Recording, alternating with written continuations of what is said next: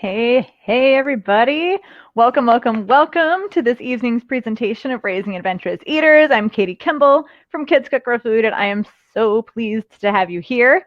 Speaking of being here, I'd love to hear where you are from. Type in the chat how many kids you have, their ages if you're comfortable with that, where in the world you're from. I just dearly love the internationality of this whole internet thing, and it's helpful for me to know the ages of kids so I can spend a little more time with the preschool crowd or the teenage crowd or whatever, depending on what we've got going on.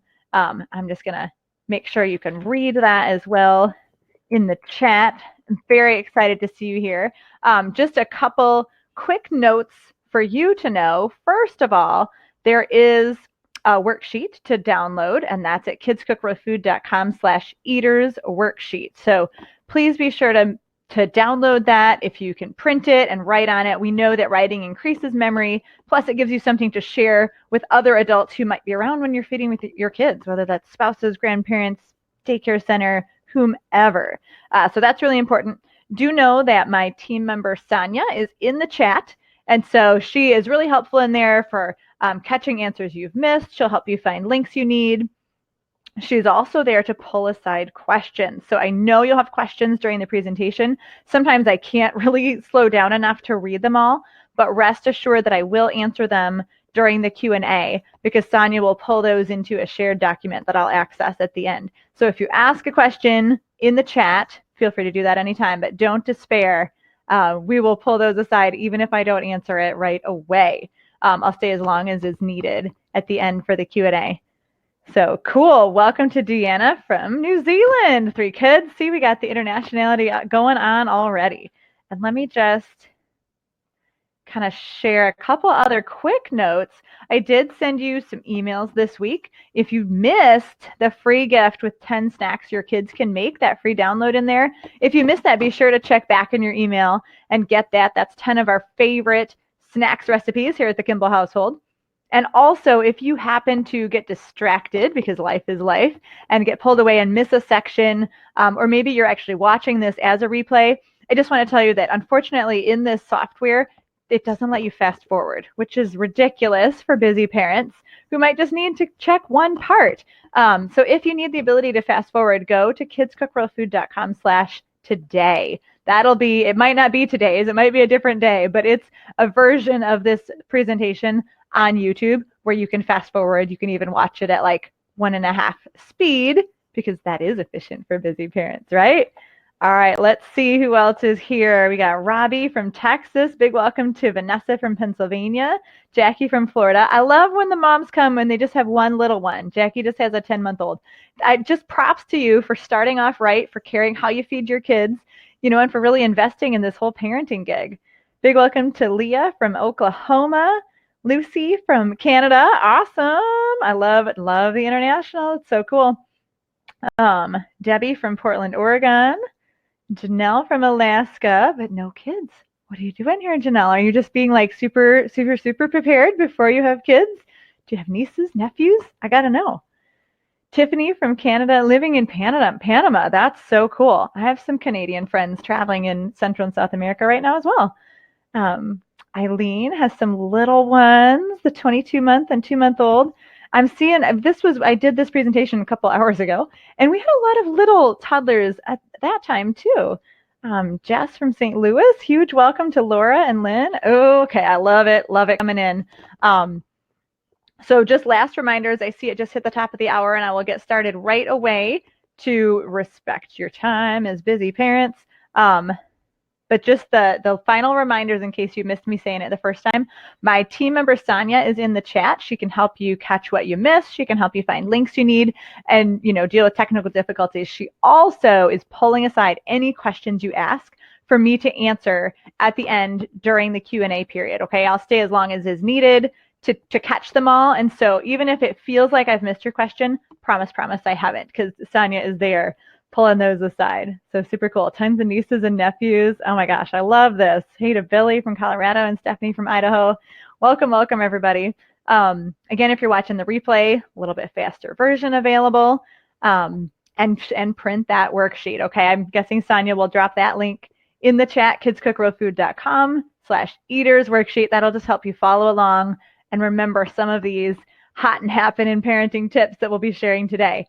You are here to listen and to learn from the presentation, Raising Adventurous Eaters. Okay, you guys, I'm going to share this proven 3-step process to end mealtime madness and actually get your kids to eat healthy food, even if they're picky, which we will talk about a lot.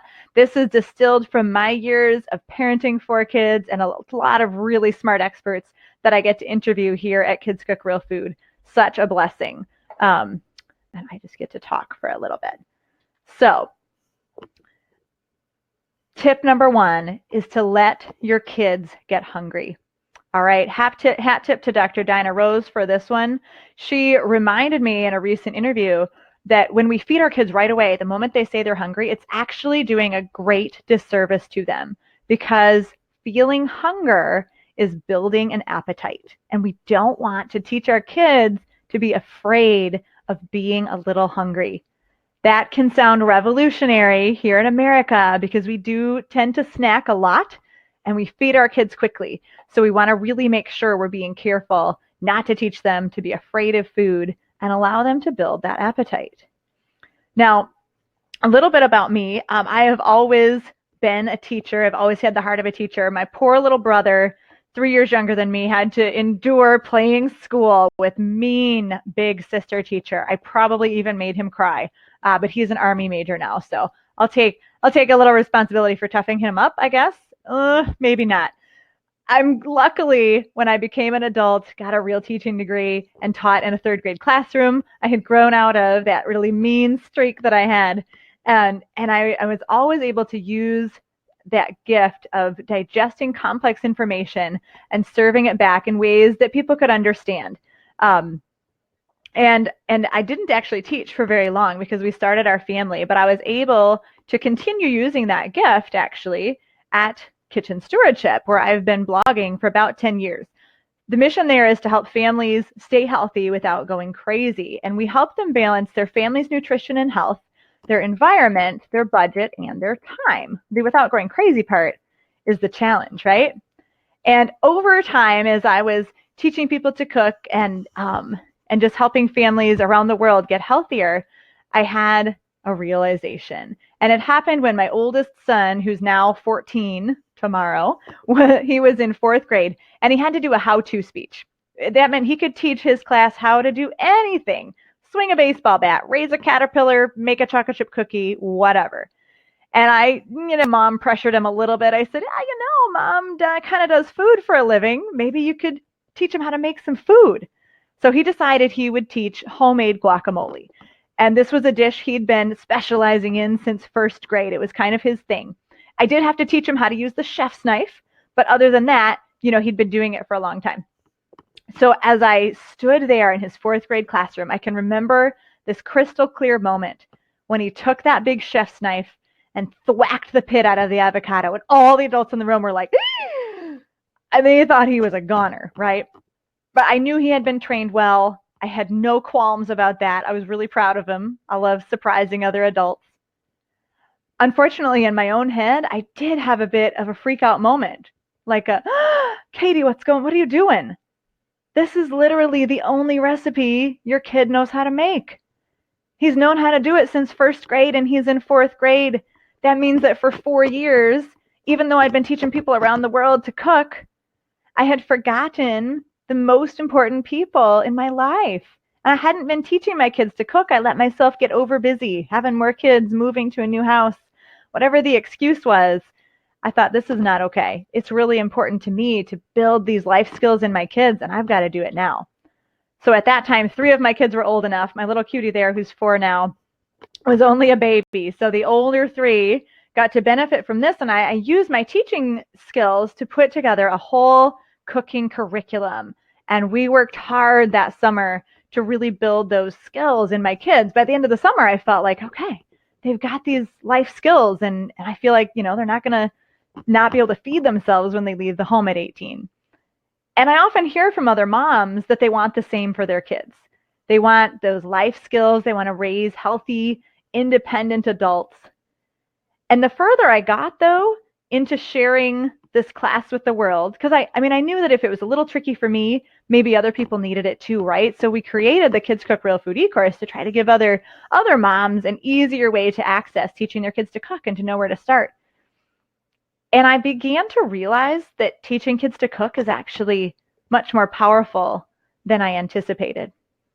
And one of the early emails I got when we first started our class was from Mabel's mom. Mabel's there on the left, and she was 6 years old at the time.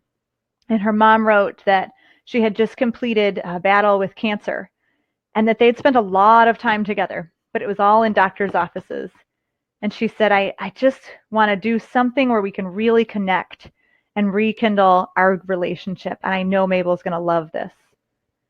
And I thought, whoa, this is not what I expected to be part of a story like that for a little girl who was Spider Mabel for her whole community for a day.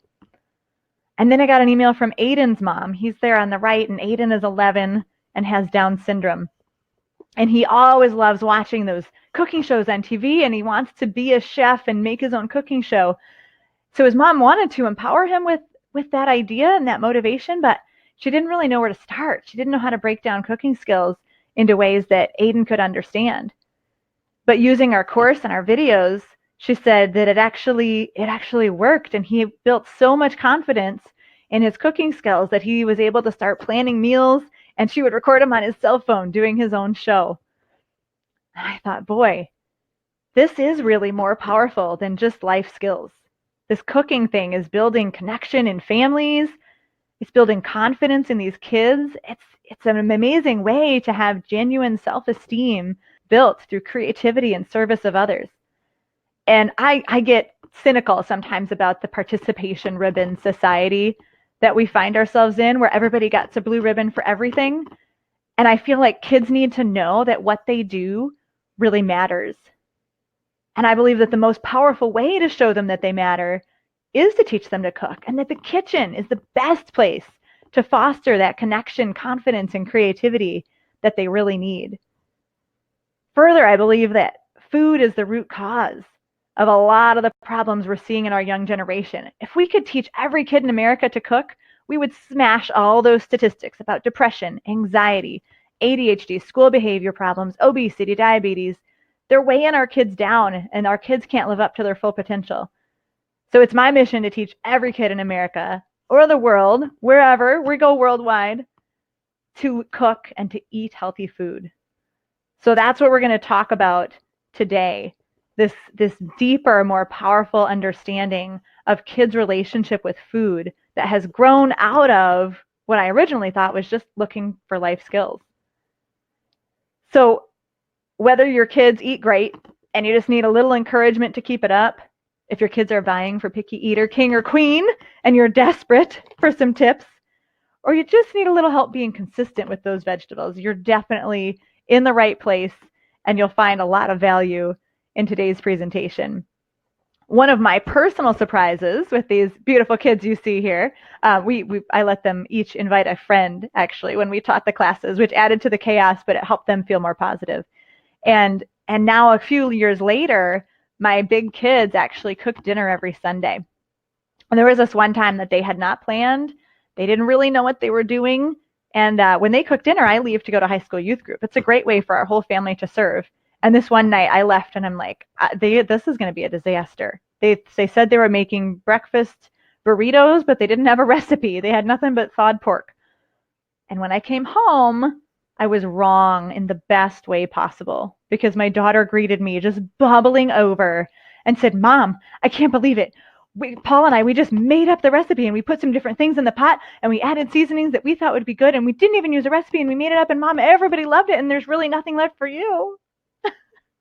And I've never been so happy to be hungry and to be wrong, because my kids were empowered with that creativity and with that confidence that came from teaching them to cook. Again, so much more powerful than life skills. So I've come to learn that while teaching kids to cook in fun and memorable ways is what I do, building confidence and genuine family connection in the kitchen and restoring the health of that young generation is who I am. So let's talk today about the dinner table, about bringing some peace and some calm and some vegetables to your family.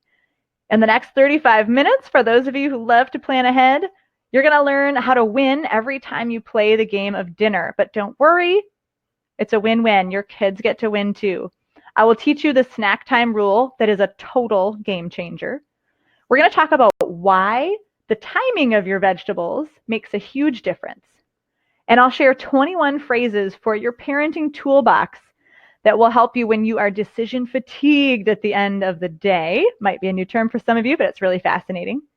We're going to diffuse some power struggles and help make family meal times more peaceful, even with the picky eaters. And secret unfair advantage. How are you going to leverage that advantage in the kitchen and at the dinner table? And we'll dig a little bit into our special approach to build connection, confidence, and creativity in kids. This works both inside and outside of the kitchen, and there are some benefits, little return on investment for parents too, that you'll be excited to hear about. Now, the chat's starting to die down just a little bit from the introductions, but I love seeing it roll. Would you type in the chat, what are you most excited to learn about today? What are you here for? What did you see on that list that gets you jazzed up? And we'll jump right in. This is the 3-step process to raising adventurous eaters. It's called prepare the space, lead with your ace, and keep a poker face. Let's unpack those steps so that they make perfect sense to you. First, parents, you got to prepare the space. What does this mean? It means, I went too fast. It means, honestly, that a good dinner starts at snack time. Snack time is where the magic happens, and it's where you can sabotage dinner accidentally. So here's what's going to happen with this new snack time rule. First, I encourage you strongly to provide at least 90 minutes between a meal and a snack, better 2 hours, on both sides. So if you eat dinner at 6, that means by 4:30 at the very latest, the last bite of snack has been swallowed.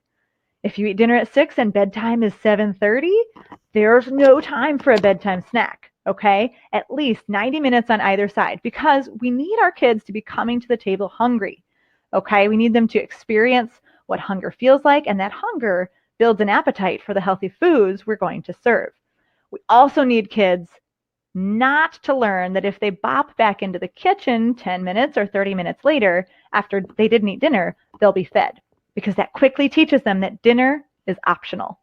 We don't want them to think that dinner is optional, okay? So create that buffer and watch the magic happen.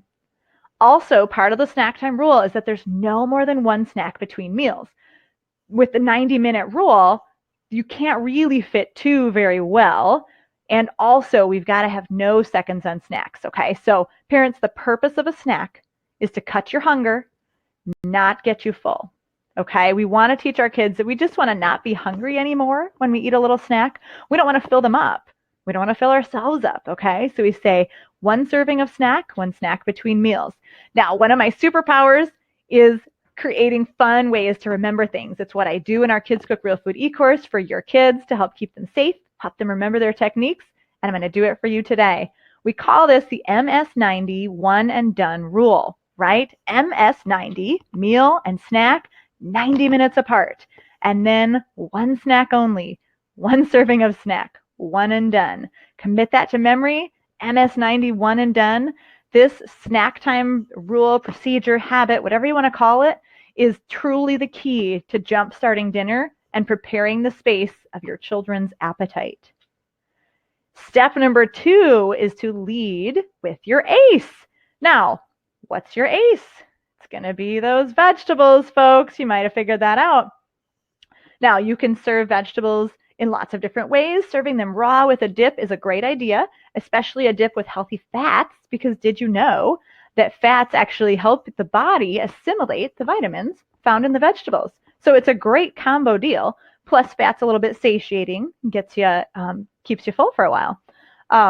This picture includes our homemade ranch dip that we teach how to make in the first intermediate lesson of Kids Cook Real Food. And another way that I love to serve veggies at the beginning of the meal is a blended soup. Okay, here's why this is a little bit magical. First, blend it up means nobody can pick anything out. That's great. Second, You can have fun with your blended soup. You can see that we made sour cream faces. Sometimes we melt a little pat of butter as the nose or sprinkle some dill on as a beard or hair. There's lots of ways you can have fun with that blended soup to dress it up a little bit. And third, I don't know what it is about drinking food through a straw, but I can almost guarantee that if you serve a straw with your blended soup, double the vegetables will get into your children. Snip it in half if your bowls are shallow, so we're not flipping all over. But those straws are just, there's something about them that is magical for the kids. And then finally, the key is not to serve anything else when you are leading with your ACE. Okay, and this is, again, for kids who are having trouble eating their vegetables, serve the vegetables first. That raw veggie platter comes out, nothing else is available. The blended soup comes out, and I say, well, family, like the rest of the meal will be ready in about 10 minutes, but we have the first course of soup. A little fancy, feels like a restaurant. Give your kids 10 minutes to make friends with those vegetables. They're going to have to sit there and stare at it if they don't want to eat it. Okay? We'll talk later about how to navigate if they don't want to eat it. That's okay, but you're going to give them those 10 minutes. Okay? Lead with your ACE. Now, a lot of people will ask, can I put those raw veggies out like half an hour before the meal? Because the kids sometimes come buzzing through the kitchen like, I'm hungry, I'm hungry, I'm hungry, and they about drive you crazy. I don't think that's breaking the MS-90 one and done rule. Okay, I call that an appetizer. I call that starting dinner a little early. If the vegetables are going into the children, it's a win, right? So that's not breaking the snack time rule, in my opinion. You can find all of our favorite blended soup recipes at kitchenstewardship.com/blended soup. Be sure to make a face on them. Now we got to talk a little bit about this guy who has infiltrated some of your kitchens, I'm sure. He is the short order cook, and he is seeding disaster for children and their eating habits. Okay, when we make special meals for our kids, we are lowering our expectations. We're teaching them that kids and adults have different taste buds. We're teaching them that, and which they do kind of, but that's okay. We're teaching them that kids should eat differently than adults, and that's not true. Okay, also, you're running yourself ragged, moms. No guilt, no judgment here. We all have slid into bad habits in different areas of our life. But if you have accidentally slid into the habit of short order cooking, which is making different meals for different members of the family, take a deep breath, because I'm really, really going to encourage you to allow no more short order cooking. And if that sounds like a tall order, trust me that you can make it happen. A friend of mine down the street realized a number of years ago that she was serving the boxed mac and cheese, and she looked down and saw all these ingredients, and she thought, I don't think my kids actually need all this. And she's a great cook. So she's like, I know that I can make a good mac and cheese from scratch, and it'll be way better than all these weird preservatives. So she looked up a great recipe. She worked hard on it. She served the beautiful mac and cheese to her children, who were 2- and 4-year-old girls at the time. And she was met with weeping and moaning and the gnashing of teeth. And, oh, Mom, it doesn't look right. Oh, Mom, it doesn't taste right. We're not going to eat it. And my friend is very stubborn. That's why we get along so well. And she said, well, this is your meal. This is dinner. If you're hungry, I will see you again in the morning. And about a month later, she tried again. Mac and cheese, homemade. She served it to the girls. And of course, it went perfectly the second time, right? No. She's met with weeping and moaning and wailing and gnashing of teeth. And she said the same thing. This is dinner. You may eat what is served, and if you're hungry, I will see you in the morning for breakfast. It didn't take very long for her consistency to pay off. Just a couple times of making this homemade mac and cheese, expecting her daughters to eat it, and she had created a new normal where her girls pretty much forgot that the blue box existed, except when they went to grandma's, which is another story for another time. But I promise you that you can take hope that you can create a new normal. There may be a few days of crying, hopefully not you, but if you make a commitment today to changing a bad habit that you see in yourself in your kitchen, you really can do it with just some consistency. You just got to be a little more stubborn than your kids. Okay. And a huge hat tip to Ellen Satter here. She's a well-renowned feeding expert, and she's created what she calls the division of responsibility. I think this takes an immense weight off the shoulders of parents. I'm almost going to rename it the division of worry. What you have to worry about and what you can stop worrying about. Okay. So Ellen Satter says parents are responsible for what, when, and where to eat, right? So we serve the food we want them to eat. We tell them when the meals are served and where they ought to sit. That's what we're in charge of. The kids are responsible for whether they eat and how much, right? It makes sense. We cannot make their jaws chew. We cannot make them swallow. And the kids know that too, right? We can't make them eat, sleep, or poop. And in one of those three categories or more, your kids are going to test you. And so it's really important, and what a weight off our shoulders to say, you know what, I'm not responsible for that. I don't have to worry about how much my kids eat. I'm just going to worry about feeding them the food that I want them to eat and nothing else. Okay? So now while Ellen Satter gives you this beautiful structure and this philosophy, I'm the practical side. I'm going to fill your toolbox with practical phrases that you can just pull out, these memorable strategies, okay? And that's where we get to step 3 of the process. And that is, once your kids have come to the table hungry because you've prepared the space with MS-90 one and done snack time rule, and you've led with your ACE, feeding them some vegetables first, now you need that consistency. You're going to have to keep that poker face in 3 categories, okay? Keep a poker face when you talk about eating and food in front of your kids. You're going to keep that poker face, that consistency when you serve new foods. And when your children say, I'm hungry, and it's not mealtime, or I'm full after eating those 2 blasted bites of their dinner.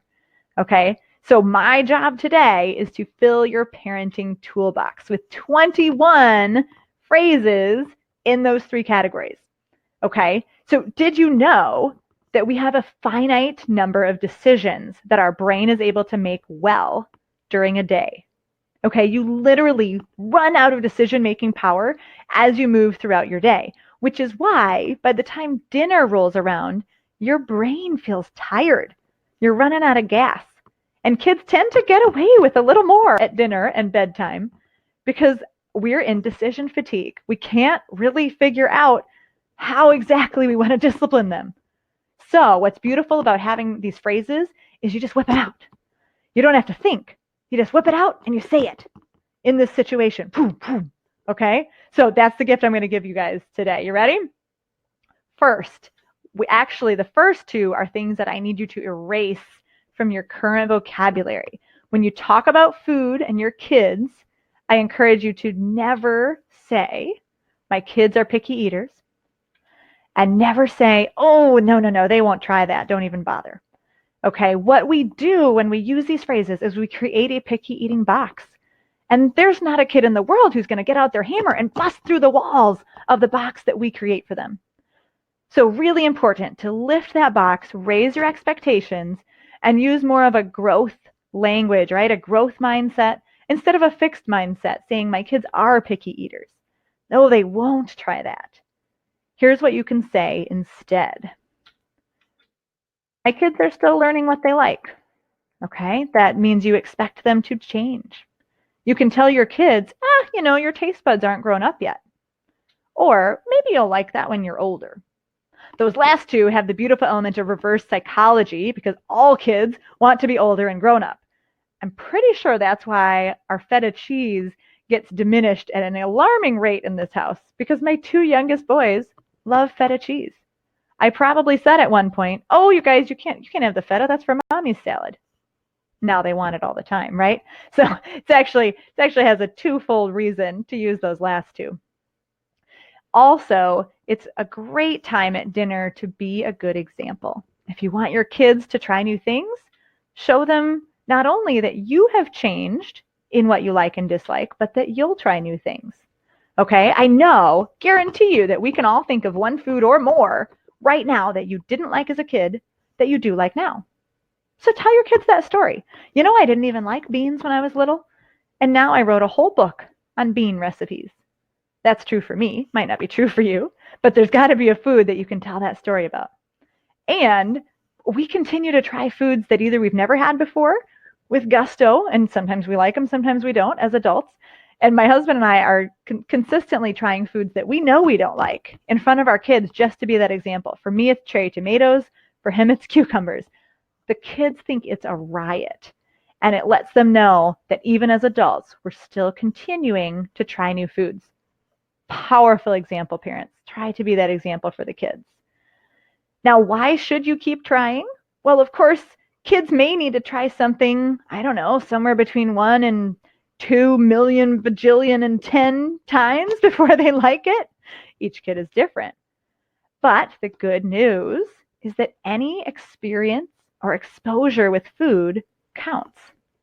Okay? Anytime that your kids are even working with food, that'll help them build that exposure bucket, which we'll talk a little bit more about later. And I chose this picture with the celery because I get a lot of members in our eCourse saying, you know, Katie, if I knew my kids just had to watch your kids eat celery on video and then cut it themselves and then they'd eat it, I would have done this a long time ago. So it can be powerful peer pressure as well, watching other kids cook and eat food. All right, now let's talk about dinner time, right? Dinner time can be a real source of stress for families. I'm going to try to reduce that for you today. What happens when you serve something new? Maybe it's green like that spinach and they don't like it. Okay, it's part of my mission as a parent to raise polite children. So, and it drives me nuts if they say, ew, gross, I don't like that. Okay, so first of all, it sounds terrible if they do that when they're at someone else's house, right? You just want to crawl in a hole. And if they do it to you, isn't that a button pushing moment? Oh, I've worked so hard on that meal and they're just pushing my buttons. So we train our children that if you don't like something, there's one thing you're allowed to say about it. It is not my favorite. And that sounds so polite and it diffuses your own kind of button pushing temper. It's not my favorite.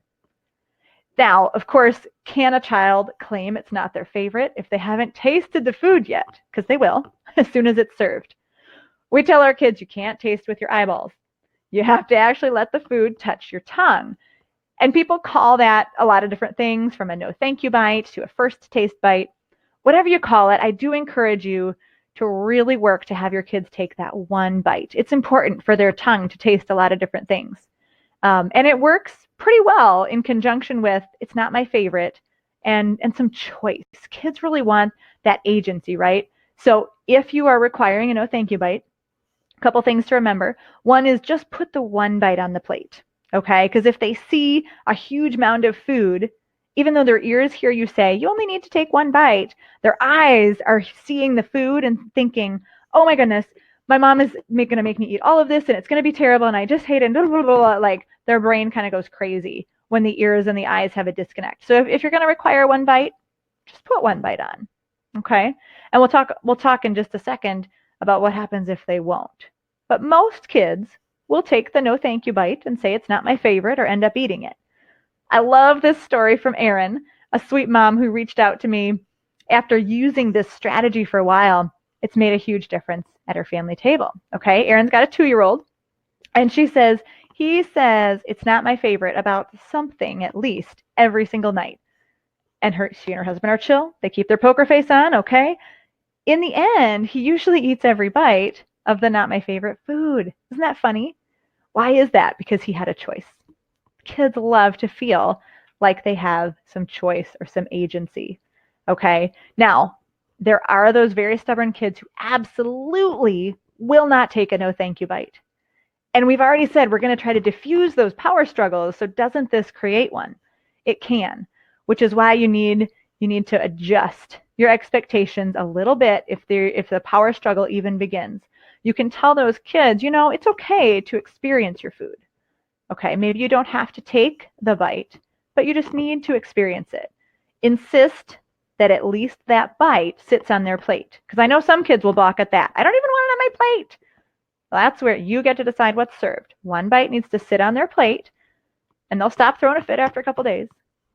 but they don't have to eat it. They do have to experience it. Okay, I like to say a little salt makes everything taste better for those extremely selective eaters who have a very small number of foods they'll eat. And for those kids with a new food, it's scary to put stuff in their mouths, and we got to work with that. So you can tell those kids, just smell it, lick it, or taste it. That can count as your no thank you bite experience. Smell it, lick it, or taste it, a little SLT. If you feel like you have one of these extremely, extremely selective eaters that you may have called picky, but you're not going to anymore, highly encourage you guys to read kitchenstewardship.com/SPD. That's for sensory processing disorder. And it's a really inspiring story from one of my writers, Mary Vogt, about how she works within the confines of her kids' sensory processing disorder, but still serves only real healthy food.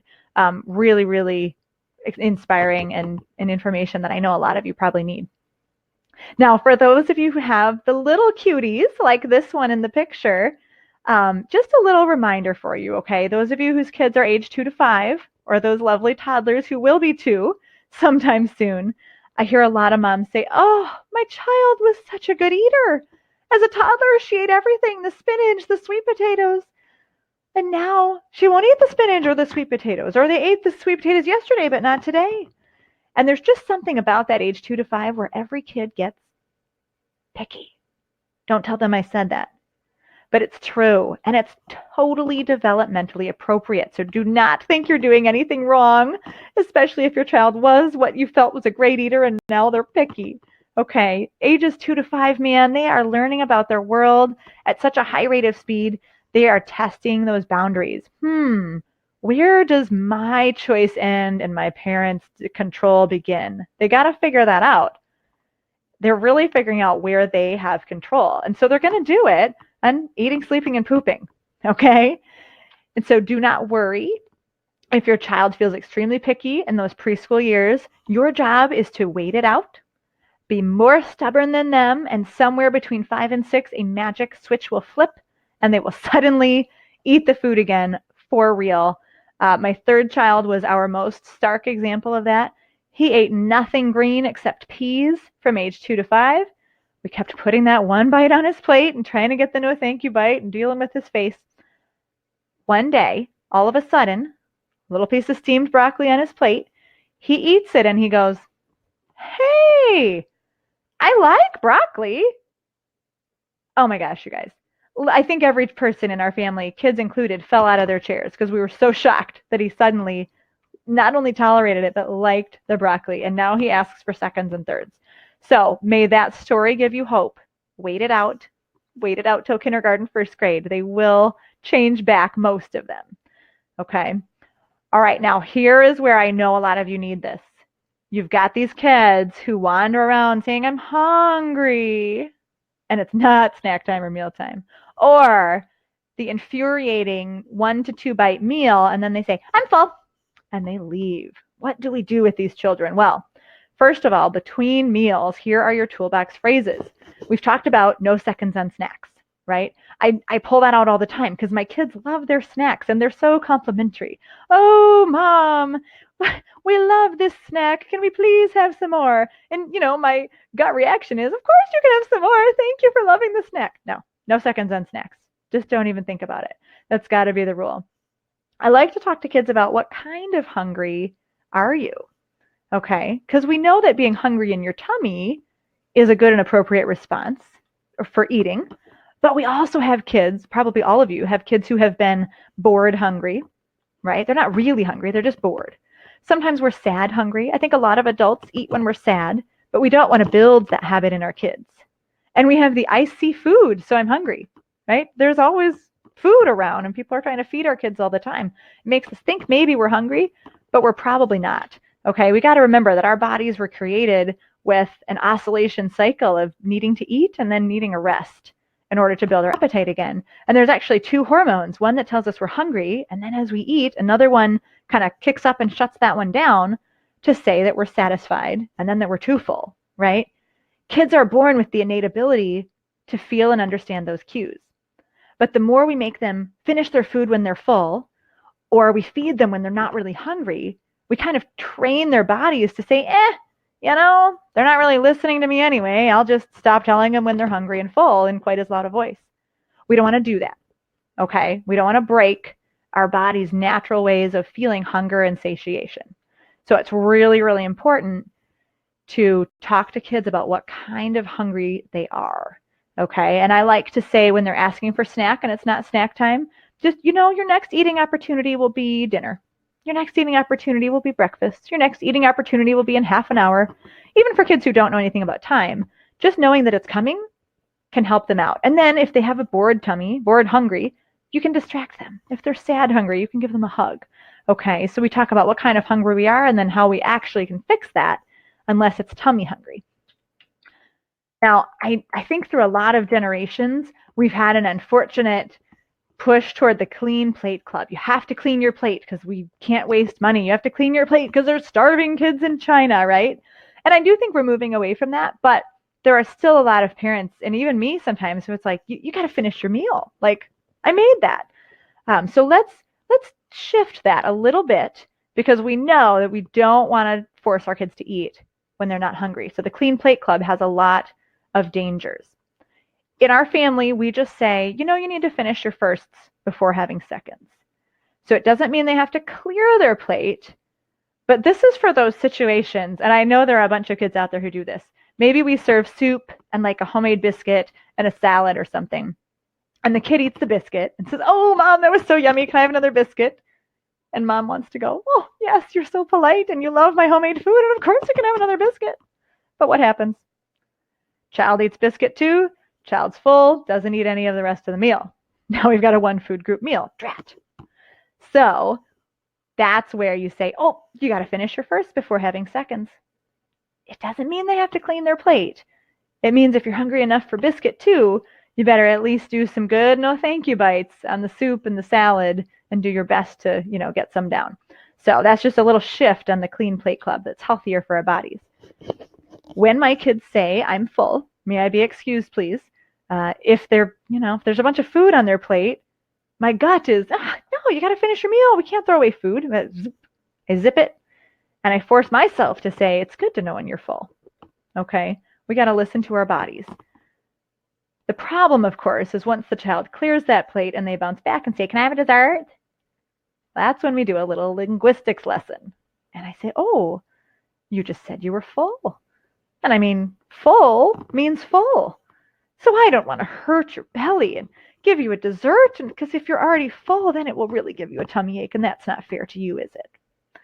Sometimes you just got to parent with a little sarcasm and humor, right? Just to get through the day. And this is where we really do want to teach our kids to listen to their bodies, right? It's good to know when you're full, listen to your body. And when they ask for that dessert, remind them, well, full means full. You'll have another eating opportunity and whenever the next one is, right? And this listening to your body is sort of shifting into the advanced level. The advanced level category is to teach mindfulness about food to our kids. And, it's taken me years to get this down. It's taken me years and elimination diets and all sorts of stuff to figure out that, oatmeal kind of makes my tummy hurt. And that white toast makes my brain a little foggy. And that if I want energy and clarity, like doing a presentation live at 10 p.m. my time, hi, that's me, I'm going to have an apple and nut butter and not any starchy carbs, or else I'm not going to do as well. But it's taken a really long time. So wouldn't it be amazing to train our kids in that kind of mindfulness, to tell them, you should eat for how you want to feel, that there's really a connection between the food we eat and the fuel we feel, and sometimes even the emotions we feel, and what we're able to do with our bodies and our brains. So eat for how you want to feel is awesome, especially for your preteens and your teens, because they can really start to make that connection about how the foods make them feel and what energy it gives them and what clarity of thought it gives them. For my own kids, this is a little bit of a take it or leave it, but as a real champion of stewardship, I like to train my own kids to portion themselves properly. Not the little teeny ones, but as they grow older, we release the responsibility of choosing their own portion size. And my kids will never be the kids who go to a potluck, mound their plate high, take 5 bites, run off to play, and throw all that food away. Because that just gives me a horrible feeling in my gut. I want to train my kids that, You need to think about how hungry you are, and it's better to go back for a little more than to waste food. That's just me. So our rule at the Kimball house is if you serve yourself, you need to finish it. And that would be a situation where if they're really full, again, I'm not going to make them clean their plate, but if they're really full, that's the food that's going to get packed up for the very next meal to help teach them how to portion properly.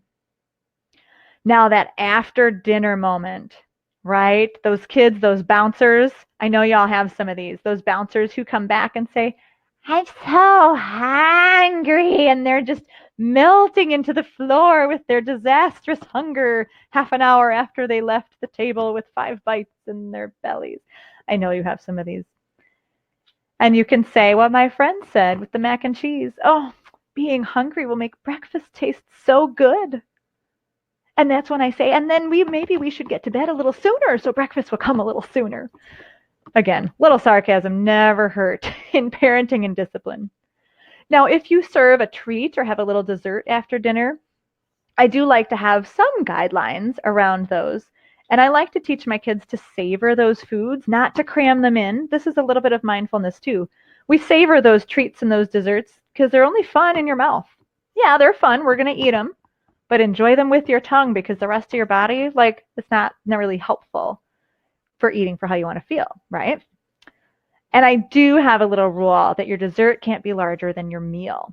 And again, this is for my 2-bite kids, okay? 2 bites, they don't say they're full. They just say, may I be excused? This isn't my favorite. Okay, sure. May I have a dessert? Well, they didn't say they were full, so I say yes, but your dessert can't be bigger than your meal. So if you had 2 bites of a meal, it's like a quarter of a cookie, right? Or 2 bites of ice cream. So again, that's just me.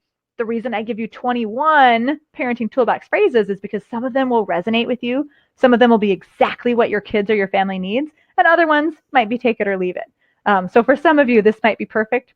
Others might take it or leave that one. On that note, I would love to hear in the chat, let's get that rocking and rolling again, which parenting toolbox term is the right fit with you? Which one are you going to whip out of your toolbox without having to think? I love that. No more decision fatigue at your very next dinner. Throw those in the chat and inspire one another to remember these, to integrate them into your minds, Now, what's cool about all this is that it will work. You can serve your kids vegetables, you can change your routines and your language, and you can get them to eat healthier with a little patience, kind of waiting for it to slowly make a difference.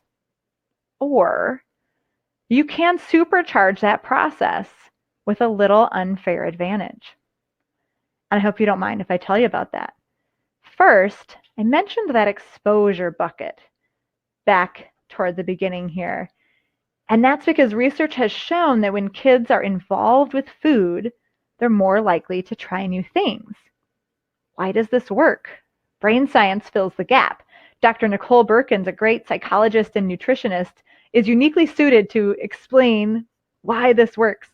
And it's because, every child sort of has this bucket of exposure for a food. They tell you when your kids are toddlers and babies, never give up if they spit out something the first time. They need 10 times to like it. And that's not bad advice. It's just that all kids are different. So to put that number 10 on it has to fail sometimes, right? So where your baby might have just taken 1 time to love broccoli, maybe baby Katie will take 27 times or 152 aggravating times. We don't know. Each child sort of has this bucket of exposure needed for every individual food. But the good news is that every exposure counts. So if they shop for the food and wash the broccoli and prepare the broccoli and serve the broccoli and have that 1 little bite of broccoli on their plate, that's 5 exposures, and it gets them closer to accepting and even enjoying that food more quickly. That's why we want to get our kids into the kitchen to power up that exposure and supercharge your process of getting more vegetables, more healthy foods, more adventurous palates happening at the table. And this is Dr. Birkins. And she, again, works with some of those really challenging clients who eat very few foods, sensory processing, ADHD. And she says that our course, Kids Cook Real Food, supports all these areas of kids' development that she teaches her patients because it helps them get comfortable with trying new foods. She tells her families at the clinic that getting exposed to a variety of foods, and here's the kicker, without even any pressure to eat them, is super important to improving their diets. So that's what we do when we get kids involved in the kitchen. And they begin to believe us after a few times that we're really not going to force them to eat. And this can make a huge impact on how they feel, right? What agency and choice that they feel they have, plus the brain science of being involved with food starting to like fill that exposure bucket and even dull your senses to that particular food. It all supercharges the process and pushes them much closer to trying those foods. Curious, moms and dads, just type me in the chat if this one has ever happened to you. Do you ever have trouble bringing your kids in the kitchen because maybe you don't like how it turns out? Maybe they're a little messy and they slow you down, or you get frustrated and it turns into a negative experience. Do you know that feeling where you're just not sure where to start? Not quite sure how to explain it. You're like, yeah, okay, great, let's get them involved, but I don't know what to do. And this is where I really want to help you out, okay? Whether you've never taken your kid in the kitchen, or they even help a lot, but you want to move them closer to independence, or they love watching cooking on TV and are pretty good at cooking, but they're a little unstructured, and you want to fill their gaps. Kids Cook Real Food can really be helpful. We had a mom who used our knife skills class, which, by the way, watch your email a few hours after this presentation because I will send you a free sample of our 10-minute knife skills and safety video. Okay, this is for kids ages 2 to 12, butter knives to chef's knives. It applies to everybody, maybe not the 10-month-old, but even 18 months, kids can start using butter knives and we can start training them. And it's so cool that just a 10-minute investment helped this 5-year-old to cut up avocados and lettuce for tacos and make a fruit salad. How amazing, right? You'll get that 10-minute class in your email. This email from Kate is so interesting because I think like many of you, she was really scared to get her kids in the kitchen. She felt a lot of anxiety and she didn't really want to let them in, even though the other part of her really desired for them to be independent in the kitchen. So she was able to use Kids Cook Real Food to feel more confident herself. I love that part, that she felt confident enough to get started with her kids. And after just 2 lessons, she saw that confidence transfer to her older kids and was amazed. I'm so honored to just be a part of stories like this. And we make this happen because we use a special 3 C's approach at Kids Cook Real Food. We really focus on building that connection in families, confidence in kids and parents, and creativity that is so lacking in this digital age. And there are lots of ways to teach kids to cook, okay? Let's be straight. You can certainly DIY this and just invite the kids into the kitchen. There's great cooking classes, especially in the summer at like Sur La Table, local community, like rec centers and stuff. I'm always a little sad about those because they miss the connection with the family. But at least they're connecting to their food. At least they're building those life skills, right? We know a lot of kids love to watch MasterChef Junior, Kids Baking Championship, all those shows on TV, which are great for inspiring them to get in the kitchen, although they move a little fast to actually build skills, right? There's so many great kids cookbooks, and I know a lot of you have those sitting on the shelf. Sometimes the kids don't have the skills to use the cookbook, but that's where we would love to step in, okay? Kids Cook Real Food is, again, a course for ages 2 to 12, video lessons, PDF lesson plans, easily navigable site. And then if you feel like you'd love to get your kids in the kitchen, but you'd like just a little help, like I would love to be on your team. I'll help you make sure the skills are pieced together in a really logical order. You don't have to figure out which tools or recipes are kid-friendly. See, again, I take the thinking out because parents, I know your brains are tired, right? And I'll give you a common language and vocabulary to speak that really serves kids' needs for fun and repetition. And you'll be rest assured that they'll remember their safety techniques because of our fun phrases like up and over soldier for knives and Pac-Man the lid for working at the stove. The videos slow down a lot more than the TV cooking shows, so you learn step by step. And you'll actually do the classes instead of those cookbooks causing you stress because they're collecting dust on the shelf because your kids aren't quite comfortable in the kitchen. We're not really in this parenting game for thanks, but it sure is nice when the kids thank you, isn't it? This is Anne's family, and you can see all the kids. Look at that, all those ages working around the table. Dad's there, and Anne has a homeschooling family. And after their cooking class, the 12-year-old boy hugged her, thanked her, and said it was super fun to learn to cook. And the 9-year-old boy said, I wish we could do cooking class every day. I wish you guys could do cooking class every day. That would be great. You might find this sort of benefit, like Amy from California. Her daughter, preteen, is mad that she wouldn't buy processed foods, right? Daughter loves rice-a-roni. But we make a homemade rice-a-roni in the course. And she said, Mom, it tastes just like the real thing. Talk about a parenting score, right? And Amy admits that she even learned a thing or two herself.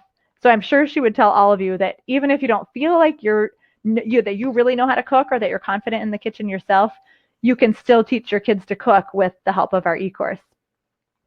And I'm just curious, would it be helpful if your kids could cook a whole meal every week like my kids do on Sundays?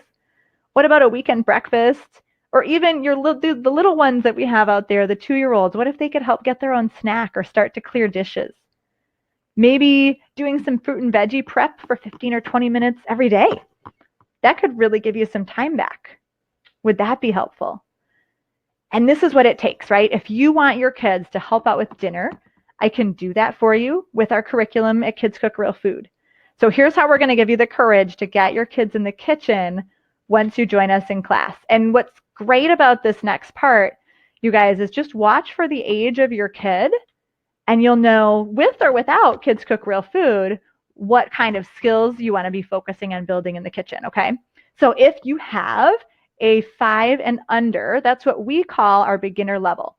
Moms and dads, you really want to focus at that age on building that connection and positive experiences, okay? They want to help at that age, right? And research has shown that in other countries, they magically have these 8 and 9-year-olds who are doing all sorts of household chores gladly. And the sociologists figured out that it's because the parents never told them they couldn't. They used that motivation in the toddler and preschool years and consistently allowed them to help out. And now they have motivated 8 and 9-year-olds. That's kind of cool. So if you have a child under 5, oh my gosh, I'm kind of jealous of you because you have the opportunity to create that unbroken line of motivation for chores and kitchen work. How great. So with those kids, first of all, connection with each other, positive experiences, try to get over yourself and let them help, because they can really build their small motor skills in the kitchen. And those are our preschool skills, right? Our pouring, tongs, using a butter knife on a banana, learning to measure bit by bit with teaspoons, tearing lettuce, washing produce. That measuring, I know, can be frustrating for parents because they're spilling all over. But man, if you want to know anything about your kids' small motor skills between those ages of 2 and 5, just have them brush your teeth. Okay, and you'll immediately have empathy for why they're spilling a little salt on the counter. Now, for those of you whose kids are in school, the early elementary, kind of our emerging readers, about 6 through 8, that's what we call our intermediate level, and we really focus on building confidence, okay? We want them to feel like they can absolutely do these authentic adult skills.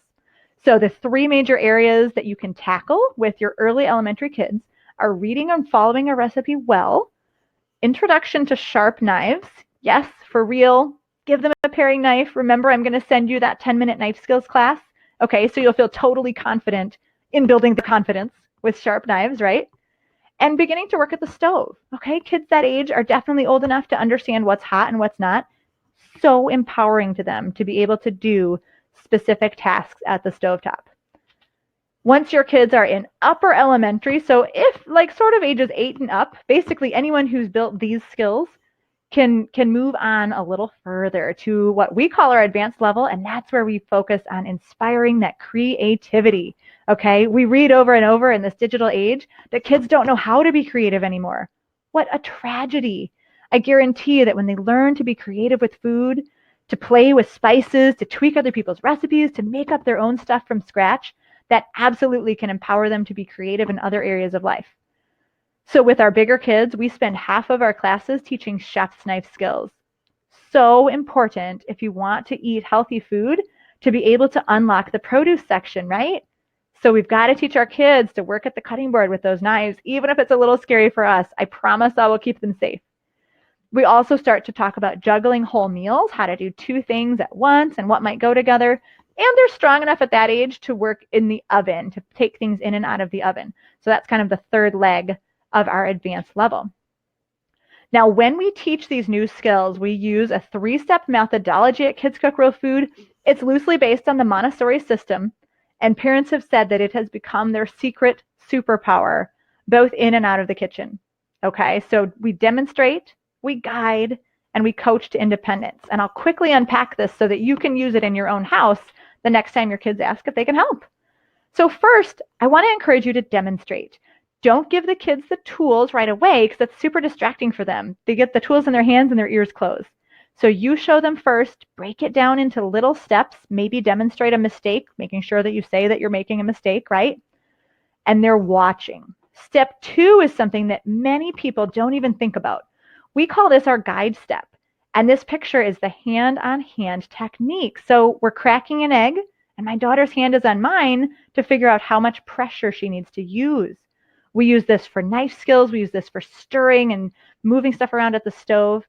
You can switch after a while for having to have your hand on top of theirs. And this really helps them to vault into the independent phase. But when they become independent in a skill, you still need to stay close and be like a coach, okay? Just like a coach of any athletic team, you get lots of repetition and lots of practice. This is good for you because your kids are making you food, okay? But you really do want to make sure you provide them lots of opportunities to practice their skills. And if you use our fun phrases from Kids Cook Real Food, that builds the memory, and they continue to use those phrases months and months after learning the lessons. So you stay close and coach them to success. Now, you can use all of that information, again, yourself in your kitchen, or I can walk you through it with our video lessons. In the Kids Cook Real Food eCourse, we start with 30 basic skills so that kids who graduate our course can make any recipe they come across. We'll give you detailed lesson plans to go with the professionally produced video lessons. By the way, there's also a 1-page quick start guide for every lesson for those of you who really don't have time for the details. Totally understandable. Our recipes are all written in a really kid-friendly style, right? We don't use abbreviations. We use a nice big font, so they're super accessible. Again, without you having to think about what recipe might be appropriate for your child. It's 100% healthy foods, no crescent rolls wrapped around hot dogs here, rest assured on that. And you can navigate our online dashboard from any device, mobile, desktop, what have you. We also give you some printables where you can print out the flashcards with our fun phrases.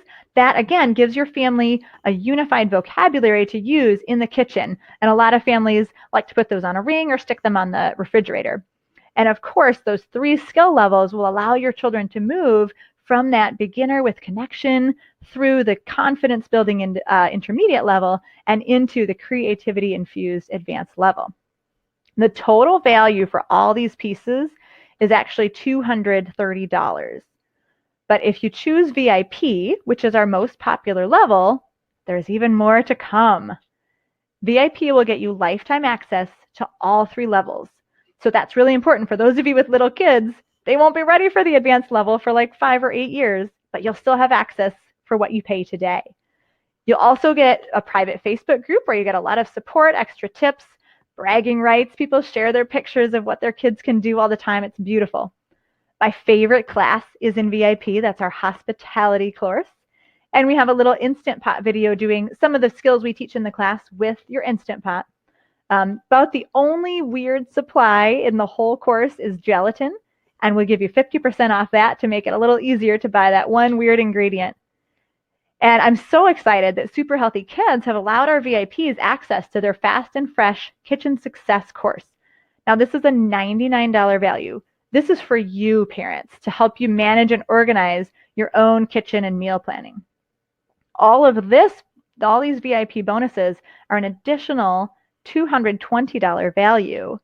And you'll also get all of these full-length ebooks, activities, printables, and helpful tips, which is another almost $100 value on this page. So you can see that this is really adding up. We love to take really good care of our members and give them lots. We pour it on. So I have a question for you. If I could help you feel confident about bringing your kids in the kitchen, provide incredible quality time, that's not stressful. That's the key, right? Not stressful. Would that be worth $50? About $50 is what you'll spend on a single level. So if you just have, a preschool beginner, you can get access to that for about $50. That's all you need to get started on connection. Now, what if I told you we could help your kids make entire dinners and keep it going for all your kids, like as they grow older, to continue building that connection, instilling that confidence, and inspiring creativity for years? What if we added that hospitality class, all those extra resources and recipes in the VIP level? That's over $300 of extra resources. Would that be worth a little more than $50? It adds up to about $600 value, but we price it for families to be affordable at $149.95. Better news yet, because you are here investing in your kids, listening to this important information, I got a little gift for you. I'm going to give you a $25 gift certificate for the VIP access, our most popular level. You'll get that at the end of this presentation as well, and maybe Sonia might drop the link in the chat too, but don't go yet because we have Q&A. We have more to learn, and I'll also make sure that I email that to you. If you're a homeschooler, actually, I'll drop the link in the chat. We have a special little invitation for you with that gift certificate preloaded at kidscookrealfood.com/HS for homeschool. And this is a little note from Jenny, who's a military mom. We know she's super busy, and she found so much value in our class that, she started with an 8-year-old who doesn't usually like salad, and that's probably why a lot of you are here on this presentation, who said because he made it, it's the best salad ever. And she even was able to interrupt her 10-year-old's play date and have him cut a cucumber, which he did gladly, because kids love to feel like they can contribute, right? And she says, I love the investment into their future and the great bonding time. So powerful. I would love to invite you to be a member of the Kids Cook Real Food eCourse, to start working hard on that connection, confidence, and creativity with my help to reduce that decision fatigue and all that thinking and stress that sometimes parenting can involve. Quick reminder of what we've got for you before I move to Q&A. There's a $25 gift certificate. Please use that before Sunday because it does expire.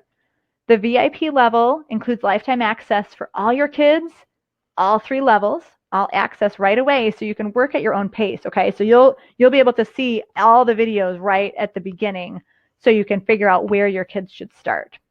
We make it easy to check out. You can pay with PayPal or credit card, and if you need a payment plan, PayPal Bill Me Later is a great option. No payments for 6 months, so you can kind of spread that out a little bit.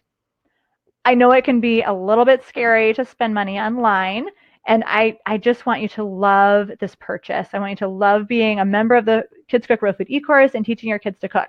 So no worries.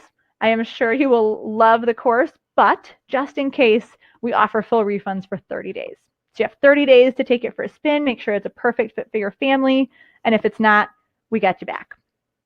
Okay, I am a teacher, and I know that I gave you a lot of information in that 3-step process. So in case you missed anything, and just to kind of cement this into your brain, into your permanent folder that will not be deleted when you sleep tonight, let's do a little recap, okay? 3-step process to raising adventurous eaters is to prepare the space. That's our MS90 one and done snack time rule, keeping a 90-minute buffer between meals and snacks. 1 snack, 1 serving. When those kids are hungry, you're going to lead with your ACE, and that's your beautiful vegetables, raw, blended soup, however you serve them. Put them out first. No short order cooking, PS. And finally, you remain consistent with that poker face. That's our 21 toolbox phrases for everything from introducing a new food to figuring out how to let your kids leave the table appropriately. Okay? Definitely use the worksheet to remind yourself and other people who feed your kids about that. And I would love to hear in the chat what you found most useful today. Okay, I'm always refining this presentation, cutting out the stuff that doesn't matter, and just keeping the best information. So what is most useful today? Love it. Love it. And I'll remember all those questions I will answer in just a second. Finally, this is for you, you guys. I want you to have this experience of doing your Bible study while your kids make your food. I want your kids to feel as great as these kids do, making their muffins and their pancakes and their stir fries. Okay, this is our goal, right, as parents. And we know that kids feel that connection, and that builds resiliency, that protects them from depression and anxiety, statistically so. We know that if we can build their confidence on real, genuine tasks, that is the best way to increase their self-esteem. It's not a participation ribbon. It's not saying good job. It's making food for other people to eat. And that creativity that they build in the kitchen really empowers them to be creative in other areas of life. And parents, I promise that you will get something too. That connection that you build in the kitchen allows you to have a lot of trust in your kids. Okay, if you can trust them with a chef's knife, it's a little easier to trust them with a cell phone or the car keys. And I'm so excited to give you the confidence and the courage to make it happen, as well as knowing that you might get a little chance to have some creativity, some extra time while your kids are cooking for you to read a book, or maybe just do something that you really need to do and get a little more sleep. In my own family, we saw the greatest benefit last summer when my little guy, Gabe, who was nearly 4 at the time, he fell and he hit his head. We didn't think it was a big deal, but as I was making dinner, I started to realize that it was a lot more serious than I thought. And I ended up on the phone with the doctor. My husband was rubbing his back as he vomited, and he did end up with a pretty serious concussion. It was scary. And I couldn't believe how relieved I felt when the situation was under control to walk downstairs and realize that my 3 older kids had finished the main course, cut up the raw vegetables, mixed up ranch dip, had sat down and prayed grace, and were eating dinner pretty much on time. I can't tell you how amazing of a feeling that was, to know that they had the skills to take over when crisis hit. But you can't wait until a problem happens to train your kids. You got to do it in advance. They've got to be ready. And I would love to be on your team to make that happen here at Kids Cook Real Food. Thank you so much for being here, you guys. I will stay as long as you need to answer the questions. I've seen a couple of them rolling through the chat, and I know that Sonia's pulled them aside for me. So I'm super excited to see these questions. And just so you know, I both have questions from email that you emailed to me when I asked you what your biggest challenge was. I got a lot of good questions there, and I also have the questions that you've asked during this presentation. If I miss any, just throw them in the chat again, because now I can finally see it. Do we have the allergy one in there? Yeah, this is good. Laura is curious, do the recipes address special dietary restrictions? No grain, no dairy. And this is a fantastic question. When I designed the eCourse, I had kids with allergies in mind, because I know it's a big thing these days. And in fact, 1/3 of our current members do have kids with allergies and sensitivities, because they know their kids more than anybody else need to learn to cook. That's how they're going to be safe, And so yes, I mean, the short answer is yes. The recipes address diet restrictions. The long answer is that we actually focus on the skills, not the recipes. So we give you a lot of ideas and adaptations to say, here's the skill we're teaching. We use this recipe. If this recipe doesn't work, pick from this list. Make your own family favorite recipe that still teaches the same skill, and your kids can benefit from the video in just as powerful a way as kids making the same recipe. So Laura, I hope that makes sense. Also, just you mentioned grains and dairy. My family eats mostly gluten-free and mostly grain-free. So there's only grains in, I think, 4 out of 32 of the classes. Dairy just is in there a little bit, but again, always an adaptation and a substitution available and recommended by us. You can see the exact numbers if you check out our FAQs on our website. We just list every common dietary restriction and how we address that in the course. So, okay, let's see. We've got Adeline, who has a 10-month-old lowest percentile weight curve, super small appetite, constantly refuses the bottle, and isn't really into solids yet. It takes up to 2 hours for an 8-ounce bottle to force the milk into him. It is probably creating a negative experience, she says. And It's tough. You're probably right, Adeline, and my heart just breaks for you. Tips for kids who are just not very hungry. So I'm going to talk about the baby, but also bigger kids. I mean, appetite is something that's natural. So especially for babies, they do know how to eat when they're hungry and stop when they're full, but they also know when food makes them hurt.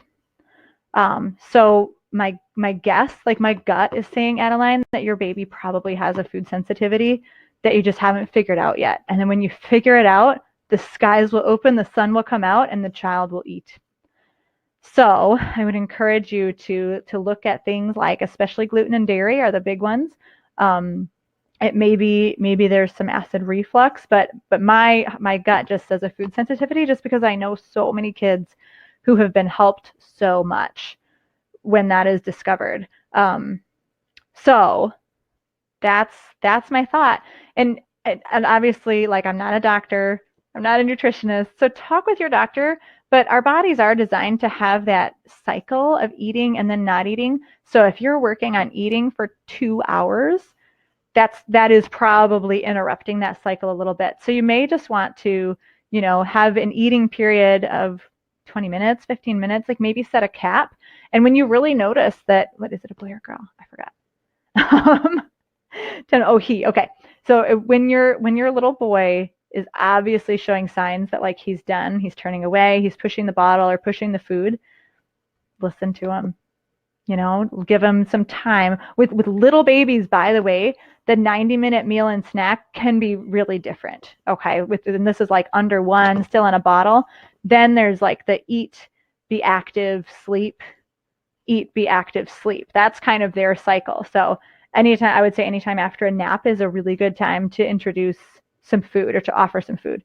I don't think that's a full and complete answer, but I hope, Adeline, that it gives you some ideas. And I noticed there's a lot of little ones here. Jacqueline wants options to feed the 11-month-old, and also says, is it ever too early? Or maybe this is a different Jacqueline, probably. Is it ever too early to start the snack time rules? Like 15 months old, I want to build good habits now, but is she too young to just have one snack and big meals? So totally, absolutely. The littlest, the little kids who are still toddlers, I'm going to say under two or three, the rules are definitely different. What you want to watch for is just a pattern. Okay. We call it an oscillation, an up and down pattern, where you're eating and then you're not eating. And and usually it's a playing and a resting, and then eating, playing, and resting. And that kind of allows the body to digest food, and it can still set the good habits. What you don't want to do with those little kids is allow them to graze all day long. Okay, because that sets a different kind of habit, right? So we do want their bellies to get hungry, but it's quicker. Little tiny bellies are quicker to get hungry, right? So we do feed them a little bit more often. You'd be surprised at how soon you can start that habit or routine or pattern, but that's really individual. You kind of want to watch your child, make sure you're not letting them crash their blood sugar and get too hungry or hangry. So that was a very, very good question, Jacqueline. And let me see a couple of options to feed an 11-month-old baby. For me, I mean, I have 4 kids, and it was so different for each one. My older child had the rice cereal and just like homemade baby food. But then by the time the last 2 were born, we kind of did a baby-led weaning. So we did a lot of soft cooked eggs. Of course, my youngest was allergic to them. We figured that out quickly. Avocados, little like cooked ground meat is awesome because it's good for that pincer grasp at 11 months. Cooked beans are great. Fresh fruits cut up in small pieces. Cooked vegetables cut up in small pieces. At 11 months, they're really working on that pincer grasp, so anything that they can pick up. And don't be afraid to use seasonings. It's just maybe tone it down a little bit from like the chili that you might be eating. Don't be afraid to use butter and salt. Kids need those nutrients too. And they generally know at that age, we haven't broken their systems yet. They kind of know what they need. And what's fascinating, there have been studies done even up to kindergartners where people just kind of in the research study, they let these kindergartners choose what they ate over a whole month. And what they found, the researchers found, was that although kids would have meals where they ate like aggravatingly small meals, what a parent would look at it and go, oh, like they didn't eat anything, they're going to starve. but then they'd eat bigger meals at other times. Sometimes they'd only eat bread. Sometimes they'd only eat meat. Sometimes they'd gorge out on fruit. But when they put it all together for a whole month, they had an incredibly balanced diet at kindergarten. Isn't that cool? So almost guaranteed, if you're serving a variety and allowing your babies to make choices of what they eat and how much, they probably are having like a perfectly balanced diet if you looked at a whole week or a whole month. So that is really a balm to any parent's soul. Listen up, you guys. Listen up. Don't worry about one meal. Okay? Don't worry about one meal that seems really small or even two meals that seem really small. As long as, if there's a problem, your gut will probably tell you, and you can start looking into food sensitivities or sensory processing disorder, swallowing, acid reflux stuff. There's lots of reasons that kids might have a consistently small appetite, but if it's flowing and there's some small appetite days or meals and some that are bigger, your child's probably balancing it out. So cool. So okay, I already talked about Adeline. Sorry. Some kids really, at least he's on the chart. I got to say, remember that it's a bell curve because there's people at every place. If they're off the chart, that's when I would start to get worried, but somebody's got to be at the first, second, third percentile.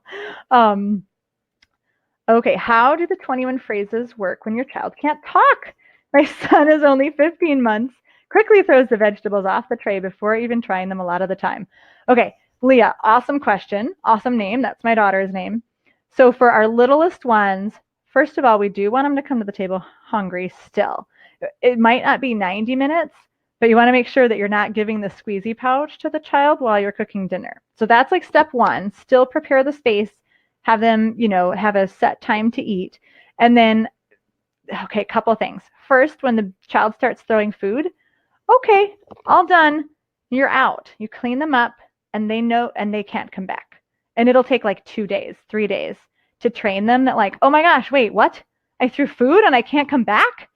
If that bothers you. It bothers me. I don't like when the kids throw food. So you can just cut them off. And you use words. They don't have to use words. We can say, all done. Okay, no throw food. Throw food means all done. Set them down. Wash their face. Bye-bye. Go play. Right? They pretty quickly learn that if they're going to throw food, that means they're done. And, maybe they'll use that to their advantage and throw the food that they don't like. But that's okay. They can't come back. Okay, so your job as mom, remember a division of responsibility, your job is to decide where they sit, strap them into the high chair, please, at that age, what they get fed, and when they eat. Okay, at that age, they better not be running into the kitchen and making themselves a PB&J, right? So put a variety of foods on their tray at once. You can separate them if you want, and they're going to eat what they like, and they're going to throw what they don't like. But they do need to learn that if they're throwing, that doesn't mean it's time for you to stuff food in their mouth. That means it's time for them to be done with dinner. Okay, so I hope that makes sense and doesn't sound too harsh.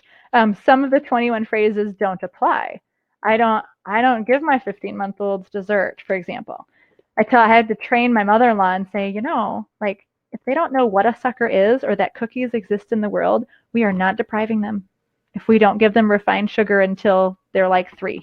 I tried to hold out until 3. A couple of kids I made it. Some kids I didn't. I wasn't that smart back then, but don't give them sugar. So that's the thing. If we're providing all whole foods, all foods that we believe are healthy, then your child is going to learn to eat a variety. If they have access to the sugary foods, they're going to eat the sugar. Okay, so that's the one caveat is that the kids who are well balancing their own diets are only given healthy foods, because if they're given junk food, they'll eat more of it, and that's just brain. That's a whole other story, but it's true that we're drawn to those like sugary, fatty foods, junk food. So if you don't feed your babies junk food, you're good to go.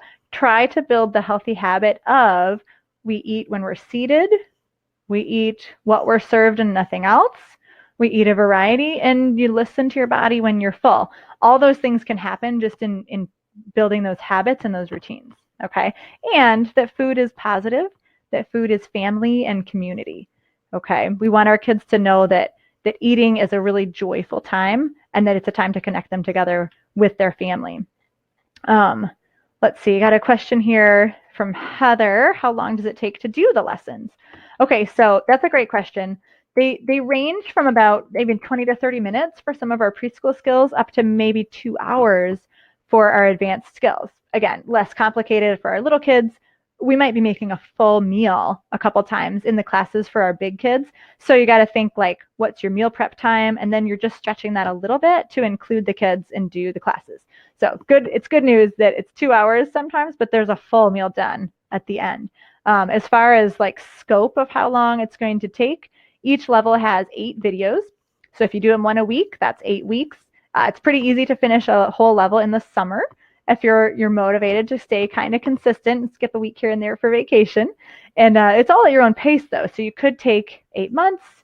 Some people cram it in over Christmas break or spring break. So it's totally at your own pace. But there are 8 videos for each level, and they range from like 20, 30 minutes to 2 hours. That information about timings all on the quick start guide too. Okay, here's one from email. Is totally common. Biggest struggle with the 10-month-old is that she doesn't like to be strapped in her high chair. She makes a big fuss. On most days, spits out all or most of her food unless she gets one of her favorites. Right now, berries and taco meat. Sweet potatoes used to be a favorite. Now she spits that out too. Super common. It's frustrating as all get out, Jackie. I know this, but it's super, super common. Especially under a year, the primary goal with eating is just exposure. Your baby under a year is getting almost all of his or her nutrients from either the breast or the bottle, and food is just kind of fun. It's just something to explore. It's something to work on their pincer grasp. Really important for it to hit their mouth sometimes to learn, so that their palate learns that there are different flavors and that they can accept many different flavors. But we don't need to be focused on like, oh my goodness, we need like this number of ounces of meat and this many different fruits and this many different vegetables. It's not. You got to just chill. You got to just chill before age 1, and even between 1 and 2. There's a whole lot of exploration and a little bit of eating, and that's really okay. So again, Jackie, your job is just to serve a variety. I would say if the baby doesn't like being strapped in and they want to sit on your lap, but they'll eat off their high chair tray, or they want to sit on your lap and pick from your plate, as long as you're okay with that and it doesn't like overstress you, go for it. It doesn't have to be the high chair. I do promote the high chair and the straps for those kids who are getting down and running away, because I think that that's not a great habit and it can cause a lot of family stuff. Sonia just sent me a message that says video file not found. Let me see if anyone else is experiencing that. Guys, can you still see my video? Parents? Tell me in the chat. My screen says I'm still on, but I'm not really sure because Sonia can't see me anymore. I lost her. I hope you're still there. What does Sonia say? Oh, okay. It's working now. Okay, good. Thanks, guys. I see a question from Jacqueline on email too. When the daughter sees color green or orange, she won't try it. And how do we get enough plant-based foods that she'll actually eat? They don't do a lot of cow's milk, and also she's starting to lose her mind because cooking and cleaning take forever. These are a lot of questions. They're very good questions, though, Jacqueline. With the color thing, same deal. Kids are going to eventually balance themselves out. You can throw a lot of greens and oranges in smoothies and bury them in some berries and bananas, just to continue to get those nutrients in your child, but don't stress about it. Okay, definitely don't stress about it. Sorry, I was stuck for a minute. And I think, Jacqueline, that you have a young child. And so again, it's just exposure to food. It's building those habits of here's how we eat. We eat at the table. We eat with the family. We try different things. As far as plant-based foods, there's really cool like coconut chia pudding, which is really kid-friendly. If you have a good blender, you blend up the chia seeds. And you can do, of course, like nut butters. It's okay to introduce nuts in a blended form to even younger babies. The most current research says that we should expose our littlest ones between 4 and 6 or 7 months to like all the foods, just little bits like an inoculation. It's kind of crazy. If anyone wants to read more about that, Sonia might be able to find that link, an interview with Dr. Catherine Clinton, which is really fascinating on feeding babies. But then when you think about plant-based foods, so obviously all the fruits and then vegetables, cook them in different ways. Try roasting, try steaming, try soups, try sauteing in various fats and various seasonings that aren't too spicy, but different herbs and garlic and stuff. It exposes those little tongues to all those flavors, and you'll definitely give them a little jump start. Give your babies a little jump start for appreciating a wide variety of foods. I hope that helped, Jacqueline. And if you're here, let me know. I'm just typing a quick note here to Carrie. You should be able to restart and come back in if you've lost my video, although you can't hear me say that if you've lost the video. Oh my goodness, you guys sent in so many questions. This is wild. One of my biggest struggles, this is from Colleen, and she's got a 6-year-old son and twin 3-year-old daughters, is one of the twins refuses to eat vegetables, rice, or salmon, or anything else she doesn't like. And she's polite about it. No, thank you, Mama. But she only likes carrot sticks. Usually she'll drink the purple smoothies, so Mom adds frozen spinach and kale to the berries and banana. And that's great. Again, this is a 3-year-old. So you're in that horrible 2 through 5 time where she's testing boundaries, she's figuring out what she likes. Generally, any of the nutrients you can get in vegetables, rice, and salmon are in something else. So she's probably balancing herself out. I mean, if you're really worried, throw a little probiotic in there, throw a little food-based multivitamin or something. But again, generally at that age, kids are going to get what they need. And I would say with vegetables, try different ways of cooking. So my son, who didn't eat the green things, when he was probably, I'm going to say 3 or 4, kid would never eat the green beans. I mean, he'd take the no thank you bite and blah, and we visited a friend who had a garden. And all of a sudden I look over and he is munching the green beans right off the plant. I was like, because fresh green beans are so different than cooked from frozen. And he still to this day prefers fresh, but now he will also eat cooked. Now he's almost 8. Aw, my kids are getting old. Oh my goodness. But so think about different ways of presenting. And even at age 3, getting involved in the kitchen can really encourage her to eat more things. If she feels like she has cut it, oh my goodness, she probably will want to at least taste it. And again, that exposure is the most important part, that they're getting exposed to those foods and those aromas. Okay, good. Everybody's coming back. Awesome. We've got a common one here from Kara, getting the picky 3-year-old to try new things and stay seated to eat a reasonable amount of food at mealtime. I used to have a ton of moms who would say, my kids are just running around like crazy. They won't stay seated at the table. And Kara, I'd say the same thing that I told the mom of, the toddler, the 15-month-old who wants out of his or her high chair. I forget if it was a boy or a girl. When your child leaves the table, that's it. They're done. They should carry their plate in and be done with that meal, because they won't. I mean, if they're allowed to get up and come back and forth, I mean, they're not going to eat a reasonable amount, right? So implement these strategies. Help the child come to the table hungry. Make sure you're not feeding him within at least 90 minutes after the meal so that he knows what it's like to be hungry. And then, he says he eats the favorite thing on his plate. So serve a slightly smaller portion of that favorite thing. If you know what it is, it might be bread. For a lot of kids, it's the bread product. So serve half or serve a quarter and say you may have seconds when you finish your first. And eventually, it might take some time, but he will learn to eat a little more if you stay really, really consistent. Okay, another question about introducing veggies to toddlers. Dips are awesome. Healthy dips are great. And then those veggies in different ways. Roasted veggies, sauteed veggies. I saute them in bacon grease. Yummy. Different kinds of spices. I would invite my toddlers into the kitchen and offer to smell the spices. Let them taste little nibbles of the raw veggies, and then talk about how it feels, how it crunches, or what kind of flavors you feel. Really make it an experience, and that can help. And also, don't freak out. Sometimes sometimes kids won't try those. They may have a threshold of 97, right? Or 93, and you just never know how many times they need to lick or smell or work with that vegetable before they'll actually try it. You guys, there's so many good questions here. Oh my gracious. Let's see. Here's one from Jenna. How much will it cost to buy all the food and supplies I need? Also a good question.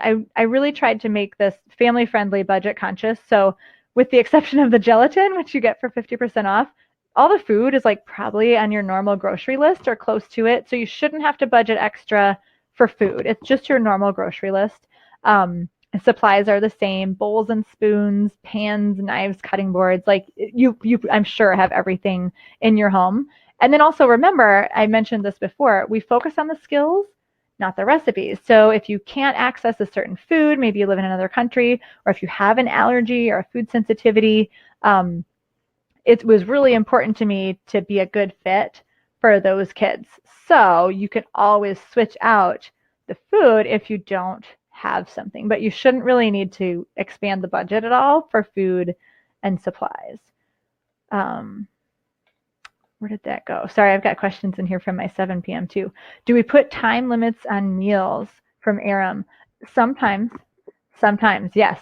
If you've got that kid who's just sitting there like kicking his or her feet or like poking and playing, the poking and playing is helpful to an extent. When your brain starts to explode because the whole family has left and your one child is there, you can say, well, I'm going to give you 5 more minutes and eat what feels good, and then dinner's over, right? If you have the other structures set up with the MS-91 and done, the kids will begin to eat more at appropriate meals, okay? And again, always keep in mind food sensitivities. It's so crazy. The research shows that sometimes when kids have a sensitivity, they're more drawn to that food. Isn't that wild? So the kids who love the pancakes, waffles, bread, crackers, all the grain-based stuff, sometimes if they're really like picky and only like to eat those and have some feeding problems, sometimes it's a gluten sensitivity. Same for dairy, the cheese, yogurt, milk kids. Sometimes they're sensitive to dairy, which makes it exceptionally hard. But once you find it, root it out, and suddenly have a kid with an appetite, it's well worth it. So, if you've got a pokey kid who's taking forever to eat, first try to rule out any sensitivities, and then sure, set a time limit on a meal. Absolutely. As long as it's not irrational, right? Don't do a 7-minute meal. But it does make sense if you know that they're being pokey and they're not actually eating the whole time. I think it's fine to cut them off. Second, the question on the time limits for Catherine. Good. And then tips for kids under 1 year old. I think I've covered that a lot, Catherine, but let me know if you have any other questions specifically about kids under 1. Heidi says the 2-year-old will only eat a small selection of foods. He won't complain if he doesn't want to eat. He just won't eat it. But then he'll wake up super early asking for food.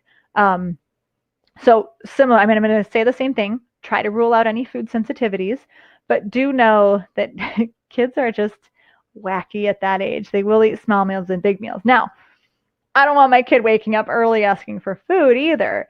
So think about the timing of dinner and bedtime. Think about maybe front loading that dinner. And by that, I mean maybe moving the snack a half an hour further away, right? You want that child, that 2-year-old Heidi, to come to the table really hungry so that he wants to eat a big meal. If you're finding, if it's just driving you crazy that he's waking up early, I would have him right before bed have a little bitty snack, small size, because again, we don't want to teach him like dinner is optional, but like if he's waking you up, that's not okay with me. Okay, I treasure my sleep. Think about really high fat content because fat's going to be what lasts through the night. So if he can chew nuts, you could do a handful of nuts. You could do a spoonful of nut butter, maybe like 2 apple slices and some nut butter. Again, keeping it really small, but just some highly satiating, high fat caloric calories to get him through the night. Probably shouldn't be his favorite foods, or else he'll look forward to it too much and eat less at dinner. But there's lots of good like coconut oil kind of fudge or recipes that are really high fat with like nuts and coconut oil kind of thing. That you could probably make for him, and that may be the magic that gets you an extra hour sleep in the morning. Oh my goodness, what great questions. I love these. Can I use the class in my homeschool co-op from Jamie? Thanks for that question. My mission is to get as many kids in the kitchen as possible, truly, truly. So absolutely, once you're a member, you can teach any number of kids, nieces, nephews, cousins, homeschool co-op, public school. We've got our classes used in all sorts of situations, and as many kids as you can teach, that's awesome. Oh, good, Heidi. I'm so glad that's helpful. Super, super cool. Oh, Danielle's got a mother-in-law issue. Big tension around the Easter table. She feels her kids eat well, tries new things, but everybody has things they like and don't like. And amen to that, Danielle. I'm glad that you can see that about your kids. And it's true. All people have the right to be a selective eater. We have the right to have, our own preferences. Preferences don't mean we're picky. Her kids tend to have very rigid opinions about what they will eat and don't eat. Hopefully that stubbornness, goes through to saying no to drugs and alcohol too, right? Just tell yourself that, Danielle. How much should I cater to this? How do I encourage them to try new things without forcing? And the mother-in-law passionately wants her grandchildren to be adventurous eaters. So as with most disciplinary things in parenting, if we push too hard, they'll swing back, right? If we push, try, they might swing back with even more rigid food opinions, okay? So it's really important to chill out, to tell the mother-in-law to chill out. And your job, again, is to offer the foods. You could talk about how amazing they are. It is true that when kids are involved with food in the kitchen first, because they're smelling it and maybe even tasting it a little bit as they go, it kind of dulls the senses, which is why when someone else makes you food, it tastes so much better than when you make it yourself. It's a bummer for you, but it's good for kids who sometimes are like more super tasting. They have more taste buds than adults do, like for real. And so it's great for kids when they're involved in the food preparing process. Their taste buds and their senses are a little bit dulled, and they're more likely to eat those foods or try them at the dinner table. So, engaging your kids in the story of food, where it came from, why this recipe is awesome because it's from great grandma, or this recipe is from Italy or from France, talk about those things. And as much as you want to see your success in your kids eating, know that even I, who am teaching you how to have your kids eat better today, have kids who won't eat the mushrooms, who won't eat the asparagus, who turn down the salmon. It just is what it is. So most kids, especially ones who are raised in a family that I think I'm hearing yours is, where you do serve a wide variety of foods, most kids will widen their palates in ways that will surprise you in a good way as they grow. So try, keep trying different things with your kids. Try feta cheese or goat cheese, like really strong flavors, or fermented foods, or, ask them what they would like to try. Let them smell different herbs and spices and see what they might want to put on some vegetables. Again, because it sounds like your kids are a little older, Danielle. So have hope, trust that your kids, will develop wider palates and maybe even become foodies when they're older, but don't put that pressure on them. As hard as it is, try not to put that pressure on them. There's so many good questions. Let's see, we have another 3-year-old who's having trouble eating enough. This is Christy. He had some belly problems last year. So again, check those food sensitivities. You may need to try an elimination diet. Caroline says, biggest challenge is the length of time it takes for my kids to finish a meal. And I'm guessing that Aram is feeling the same pain. And yeah, so again, having them, it's all the same stuff, really. Having them involved, potentially cutting them off, because if they're really hungry, they would eat, right? So we want them to come to the table hungry, but we do want to teach them to listen to their bodies. Like if you're not hungry, you don't need to sit there for 2 hours and pick at your food. That's not helping anybody. So it's okay to set time limits. It's totally okay.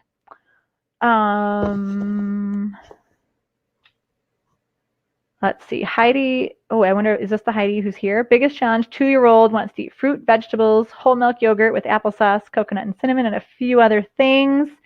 he tends to just push away the meals he doesn't like, and then when something's offered he likes, he'll eat a lot of it, but very few vegetables. And so I know that concerns your mama heart, Heidi, but he's a terrible sleeper at nighttime.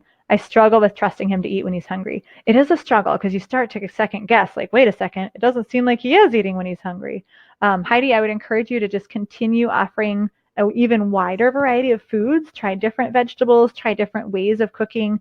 I mean, something might be off the wall like parsnip fries. Parsnips are a white vegetable, a little bit like a carrot. They're a little bit on the sweet side, which is fun for kids. And we can cut them into sticks or slices after they're peeled and roast them. Completely different experience than, like steamed broccoli or something. With the terrible sleeper, so tricky. I had 4 terrible sleepers, actually. So I'm probably the worst person to give you advice. But if you think it has to do with food, try that really full fat, quick little snack right before bed with some nuts or some coconut. I see he likes coconut, which is great. And he may have some nutrient deficiencies if he's not eating a lot of vegetables. Magnesium is high on the list related to sleep. So there are some magnesium powder mix-ins. I don't know if I'll be able to find my link quickly enough, but there are some magnesium powder mix-ins that taste pretty good for kids that you can try to incorporate into his drinks. Let me see if this is the right one. It is. I found it. Heidi, if you're still on, that's the magnesium powder drink. And maybe that will help with the sleep. We just started my daughter on some magnesium powder because she was having trouble falling asleep, and she's 10. So it can run the gamut. But they say most Americans are deficient in magnesium. My husband and I take it. So that could be some magic sleep. And there's also topical magnesium lotions. Oh, I have that link too. Earthly sells a really delicious smelling lavender magnesium lotion for sleep, and also an unscented one. So check out Earthly. I hope you're still here, Heidi. Dun, dun, dun. I think I've got most of them. Carissa, if you're here, I can address your very specific question, but I've kind of danced around it too. Okay, and I just saw one come in. It is that same Heidi. Oh, that's okay that you asked twice. I didn't remember that you asked the same question twice. I thought there were 2 different questions. So funny. Laura wants to know if I discourage hiding veggies in foods. Yeah, I never want to lie to the kids, right? So it's not about hiding, but I might not serve that soup and say, this soup has zucchini, asparagus, and spinach in it, right? So is there a don't ask, don't tell? A little bit. But of course, the primary goal is to get the kids involved in the kitchen, and then they know what's in there anyway. So it's not about hiding, but it is important to get kids to eat a lot of different flavors and be exposed to different flavors. So I will small dice mushrooms or onions sometimes if I'm afraid that my kids will have a picky moment. Don't tell them I said that. And pick them out. But again, even just a little exposure of your tongue to those foods is enough, but it doesn't have to be super sneaky. Okay, did I miss any? Got to do a little scrolling. Take a little drink of water. I don't think I missed any. You guys, this was amazing. You had such great questions and so many little baby mamas and little toddler mamas. I love talking about the babies because it's been a while since I've been there, but that's okay. It's good. And yes, okay. I don't think I've missed any. Moms and dads, I honor you. I give you a high five and a pat on the back for spending this time, for investing in your kids, for really caring about your parenting, caring about your kids' health and nutrition. I think it says a lot about you that you took this time today, that you're maybe watching the replay, and especially if you lasted all the way to the end of that epic Q&A, I think that may win the prize for the most questions I've ever had. I love it. I love every minute. I'll do whatever I can to help you raise healthy kids, right? If we can help you get them in the kitchen through Kids Cook Real Food and our eCourse, join as a member, use that $25 gift certificate.